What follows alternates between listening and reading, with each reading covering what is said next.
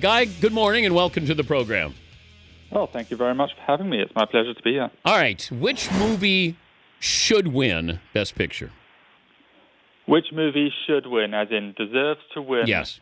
I would say by a long shot, Mad Max Fury Road. Wow.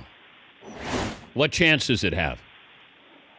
Sadly, not much of one, I don't think, because, the Academy, they've never been very into kind of full-on genre cinema. It's a high-impact car chase movie. It's not prestige. It's not, it hasn't got worthy, noble themes. It's just straight-up mainline movie making. I'm amazed it was nominated in the first place, and I'm thrilled it was. Yeah, that's where I was going to follow up. Did it signal something to you that maybe just the Academy recognizing Mad Max is a change?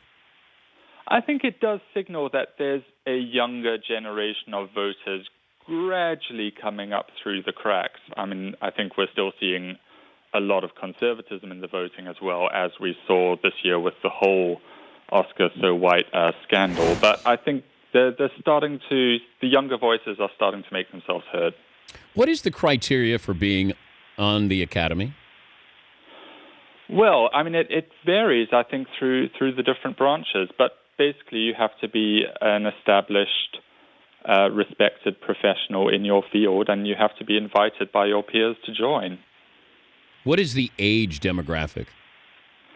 As I understand it, the average age is over 60, if I'm not mistaken. It's a much older skewing group than many others. Best comedy of the year was what? The best comedy of the year, for my money, was it wasn't a great year for comedy, so I'm suddenly just Trainwreck? Going back through my mind. Sorry? Was Trainwreck great? I thought Trainwreck started great. I thought it kind of copped out at the end because it started as a kind of takedown of the rom-com formula, and then it just ended up conforming to it, which I found disappointing. Yeah, I did too. I thought the last half hour, it was bordering on, this is really a very good movie, and then it just sort of petered out for me. Yeah, exactly. I mean, I think Amy Schumer is a huge talent, and I'm glad she's making movies, and I think she's really just getting started. But yeah, not my favorite comedy of the year by a long shot. Explain to me when the Academy says it's his time or her time. Like this, it's now Leonardo's time. Like who decides when it's your time? It's a weird kind of collective movement, isn't it? Because especially in the case of Leo, there's been this kind of ongoing meme, especially on the internet for years now, that when is Leo going to win an Oscar? And it's not as if he's even that old. He's in his early 40s, which, for the Academy makes him practically a sort of bright young thing still. But I think once you've had a few nominations and once you've kind of been in the running or been a runner-up a few times, I think a sort of sentiment starts to build up behind you. I mean, we saw it last year as well with Julianne Moore, who won Best Actress, I think had her 5th nomination for Still Alice. This year, it seems that DiCaprio is just that one where it's like, we like this guy, we've watched him coming up. He's kind of in the club, so it's his time, apparently. It tends to only be said about people who are inside the Hollywood circle. You'll never have them say about, a long-standing veteran who's been nominated several times, but who's kind of outside that group. We're not hearing this year, for example, that it's Charlotte Rampling's time or that it's, so.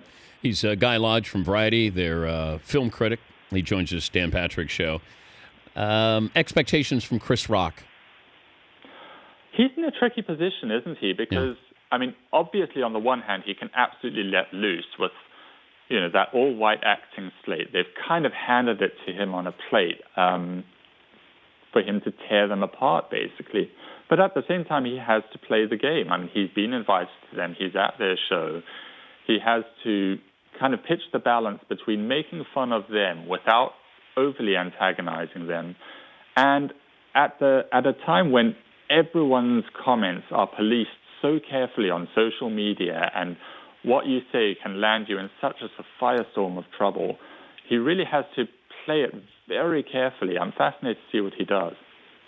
Did Brad Pitt nail the pikey dialect in the movie Snatch?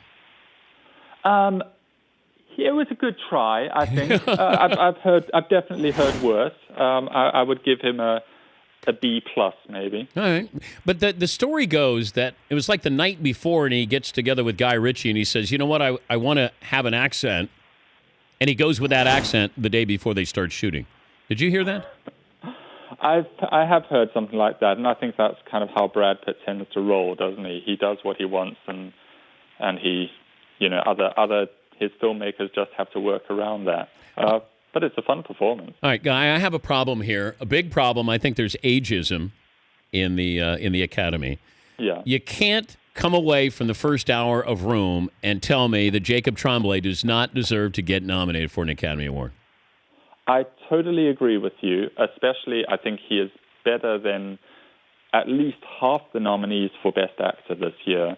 And I'll tell you what they got wrong was they campaigned him as a supporting actor because they thought he's a kid, it will be easier for him to get nominated in the lesser category.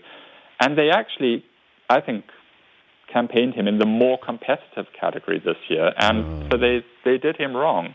And he is absolutely the lead of that movie. He carries it with Brie Larson. I think he's extraordinary. And yeah, he was cheated big time. Well, he holds his own with her, and she's going to win the Academy Award.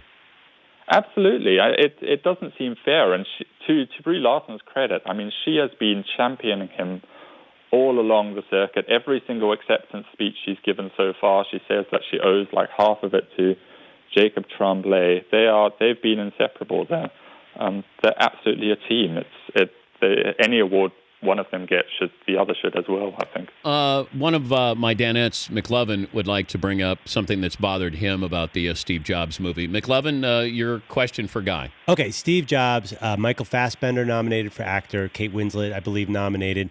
How did that not get in the Best Picture, considering it has Aaron Sorkin wrote it and Danny Boyle directed it? It's like a dream team. I thought the movie was great.